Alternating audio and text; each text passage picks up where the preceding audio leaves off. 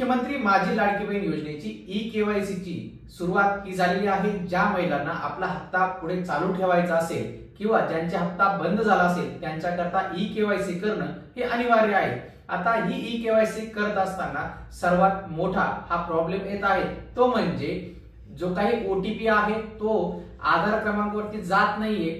त्याची नेमकी अडचण काय आहे आणि त्यावरचं सोल्युशन काय आहे ते सर्वप्रथम आपण समजून घेऊया।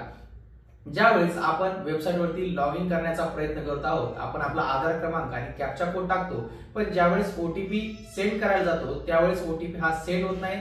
त्यामागचं मूळ कारण म्हणजे जवळपास 2 ते 2.5 कोटी महिला लाभार्थी या लाडकी बहीण योजनेचा आहेत आणि फक्त 1 ते 2च दिवस ही ई-केवायसी ची सुरुवात झालेली आहे। ई-केवायसी सुरू होऊन त्यामुळे वेबसाईट वरती जास्त प्रमाणात ट्रॅफिक येत आहे, लोक येत आहेत, त्यामुळे ती जी काही वेबसाईट आहे ती क्रॅश होत आहे।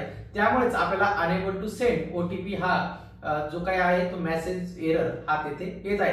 त्याचा सगळ्यात साधं सोपं उत्तर किंवा सोल्युशन म्हणजे आपण जे आहे ते रात्री 11 नंतर किंवा सकाळी 6च्या अगोदर जर ई-केवायसी चा फॉर्म भरला तर जे काही आधारचे ओटीपी असतील ते व्यवस्थितरित्या जातात। मी सुद्धा माझ्या ज्या काही घरातील आणि ओळखीतील ज्या काही महिला आहेत त्यांची ई-केवायसी करून दिली आहे।